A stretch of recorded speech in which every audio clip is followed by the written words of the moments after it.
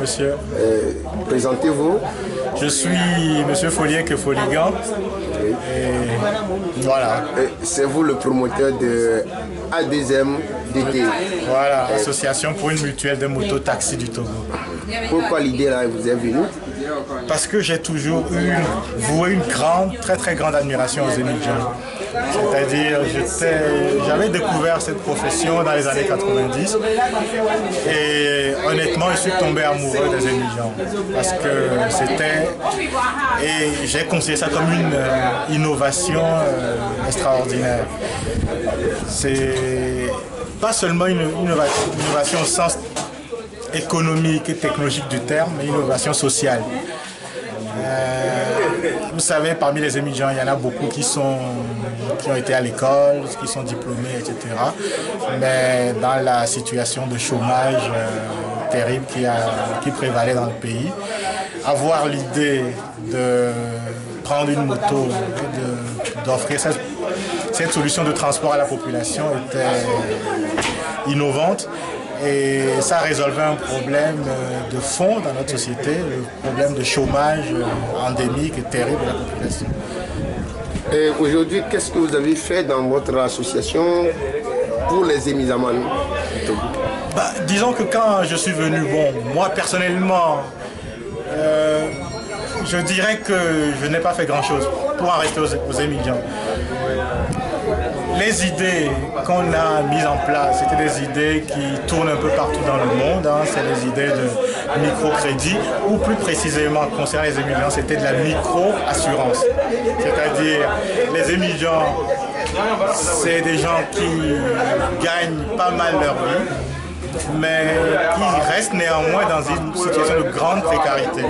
Parce que il n'y a pas de couverture sociale, il n'y a pas de sécurité sociale, il n'y a pas de filet de sécurité. Ce qui fait que tu peux gagner ta vie avec ta moto, mais le jour où la moto tombe à panne, tu n'as plus de revenus. Le jour où toi-même tu tombes malade, tu n'as plus de revenus. Et le métier de émigrant est très usant pour le corps. Du fait de la mauvaise qualité des routes, les émigrants rencontrent beaucoup de problèmes de santé, les yeux, parce qu'ils se prennent beaucoup de poussière dans les yeux, et puis la colonne vertébrale à cause des vibrations des motos, etc. Et puis c'est 8 heures de travail par jour pour certains sur une moto dans nos rues. C'est très usant. Et donc nous avons pensé aussi à développer quelque chose que nous avons appelé une reconversion retraite, parce que le métier ne devrait pas être effectué trop longtemps, on ne peut pas être émigrant pendant 30 ans, sinon on y laisse sa santé. Donc on a développé ce produit-là aussi de reconversion retraite. Et bon, les idées que je les ai aidés à mettre en place, c'est des idées de la mutualité classique, c'est-à-dire de la vraie mutualité.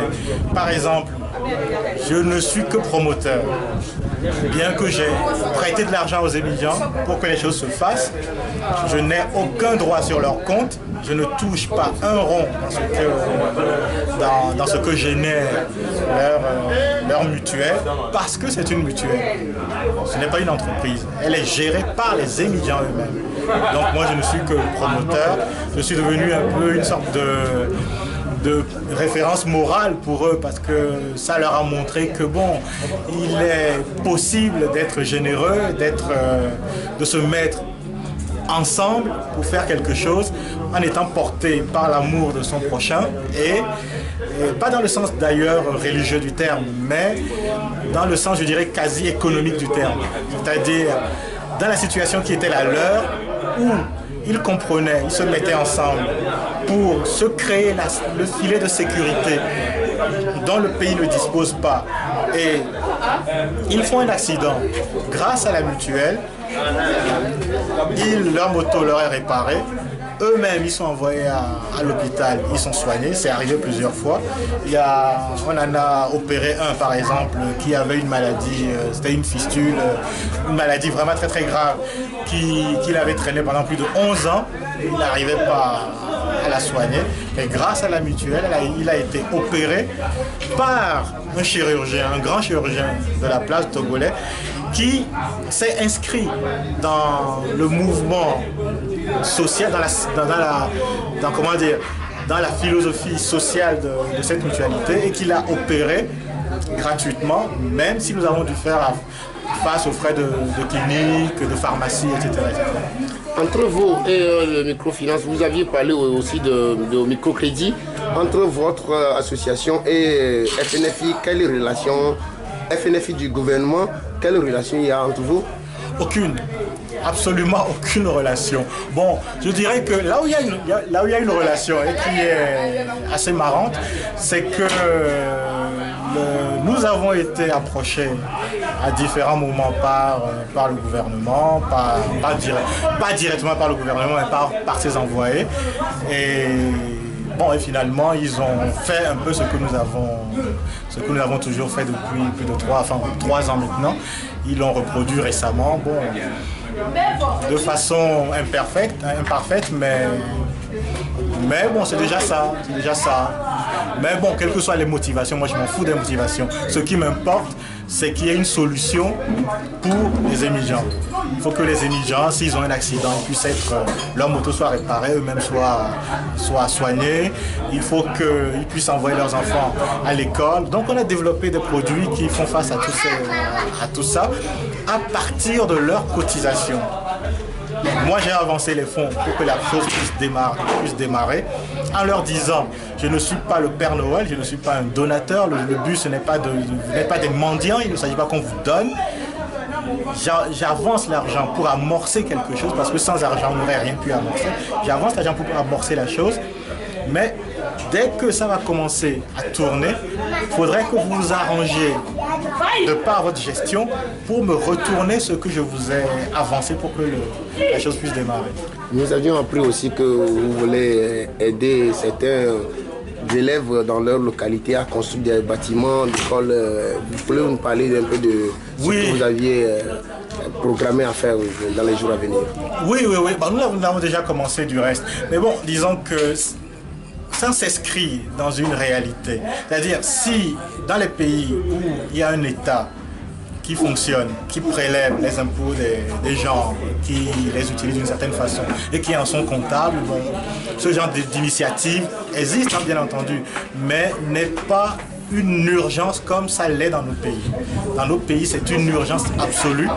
Il faut que la population apprenne à se solidariser pour faire face à ses besoins elle-même. Ce qui ne veut pas dire qu'elle ne doit pas revendiquer ses droits par d'autres moyens, etc. Mais bon, on peut faire ça, mais à côté, développer des véritables mouvements de solidarité, dont la mutualité, le mutualisme. Donc ce que nous avons fait, c'est la même idée avec les fonds générés par les cotisations des émigrants. Nous avons été dans un village qui était confronté à un gros problème, c'est qu'ils n'ont jamais eu d'école. Et ils sont situés dans la vallée du Zio. Leurs enfants sont éparpillés un peu partout dans les différentes écoles de la région.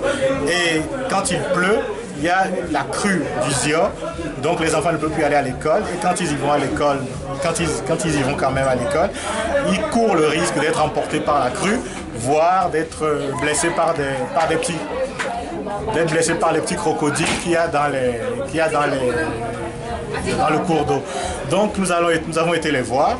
Il y en avait un de leurs ressortissants qui est émigrant, qui était dans le groupe. Nous avons été les voir, nous leur avons dit, bon écoutez, les émigrants vont essayer de vous construire une école progressivement. En contrepartie, vous allez leur prêter un terrain. Prêter, c'est-à-dire nous n'avons pas voulu fonctionner sur la base de ce que font d'autres organisations, par exemple prendre des terrains pour 100 ans renouvelables, ils disent 99 ans renouvelables, etc. Nous n'avons pas voulu faire ça.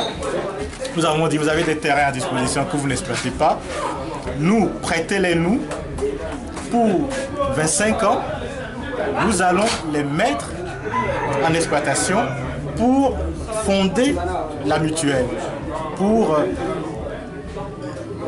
obtenir des fonds, commercialiser les produits que nous allons développer sur ce terrain, les commercialiser et fonder l'association avec ces revenus-là. Vous aviez parlé aussi aujourd'hui que vous allez agrandir votre microfinance et autres. Donc vous pouvez nous parler aujourd'hui de ce que vous aviez développé aujourd'hui à l'endroit des femmes. Oui, bon, déjà, ce n'est pas une microfinance, c'est une mutuelle. C'est une mutuelle. Là, aujourd'hui, nous commençons à travailler avec une institution de microfinance. Mais ce n'est pas nous-mêmes qui sommes l'institution de microfinance. Bon, nous restons une mutuelle, avec un fonctionnement vrai de mutuelle.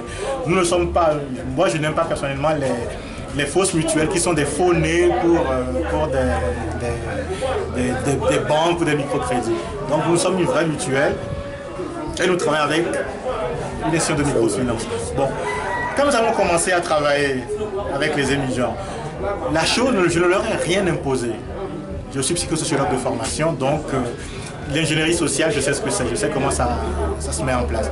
Donc je ne leur ai rien mis clé en main sur la table. On s'est réunis, on a commencé à discuter, on a défini ensemble les contours de la chose et ça nous a pris plus de 1 an et demi. Pendant 1 an et demi, on a discuté, on a écrit les statuts, on a écrit les procédures, etc. de la mutuelle. Et donc pendant qu'on faisait ça, on se réunissait, il y avait des fois jusqu'à 100 personnes là où on se réunissait. Et donc ça a créé une espèce de mouvement de curiosité dans le quartier. Et les gens ont su ce qui se faisait. Donc les femmes sont venues nous voir en disant, bon, mais c'est génial ce que vous êtes en train de faire avec les émigrants. Est-ce qu'il ne serait pas possible que vous nous fassiez la même chose avec nous les femmes? Je leur ai répondu, bon, oui, je sais que vous avez des gros besoins vous aussi, mais malheureusement, autant le métier des émigrants est un métier bien circonscrit, dont on connaît les contours, on sait à peu près combien ils font de recettes par jour, etc. Vous les femmes, vos activités sont très diverses et je ne les connais pas malheureusement. Donc, on peut faire quelque chose avec vous, mais à la condition que petit à petit, on étudie vos activités aussi, qu'on comprenne, qu'on fasse le diagnostic de votre situation, de façon à mettre en place quelque chose qui vous soit adapté. Donc nous avons pris le temps, nous avons travaillé avec un petit groupe de femmes d'abord pour cerner leurs besoins, développer une solution qui leur soit adaptée. Et c'est cette solution que nous avons mis sur le marché en guillemets aujourd'hui. Et quel mot de fin vous avez à l'endroit de la population togolaise et à la diaspora togolaise? À l'endroit de la population togolaise, je leur dis félicitations, vous rencontrez des duretés pas possibles, mais vous vous bagarrez. Moi j'admire cette énergie-là, j'admire ce courage, j'admire cette capacité à se battre. Et à l'endroit de la diaspora togolaise, je dis, bon, je sais pour avoir été moi-même de la diaspora, je sais l'amour que vous avez chacun pour votre pays. Je sais comment vous avez le Togo à cœur, comment vous avez sa population à cœur. Et je sais que vous avez envie de faire des choses. Croyez-moi, ça peut se faire. Il faut juste sauter le pas. Il y en a beaucoup parmi vous qui le faites déjà, mais vous pouvez encore le faire. Et courage, ne laissons pas notre pays, n'abandonnons pas notre pays. Dans mes villages, quand j'y vais, les vieux me disent souvent, plein de reconnaissance et d'amour, ils me disent, on t'est reconnaissant de savoir que même si tu sors d'un poulailler, le poulailler, il faut le respecter. Et moi, j'ai beaucoup de respect pour le poulailler dont je sors. Et je ne suis pas à tendre avec la situation du Togo. Hein. Le Togo n'est pas un paradis. Mais c'est mon pays, je l'aime comme il est et je le critique aussi. Et je voudrais qu'il change, qu'il devienne un peu plus vivable pour ses habitants. Mais je l'aimerai toujours tout en le critiquant. Parce que c'est la critique, on ne peut critiquer que parce qu'on a envie que ça aille mieux. Et voilà mon mot de fin. Merci. Merci.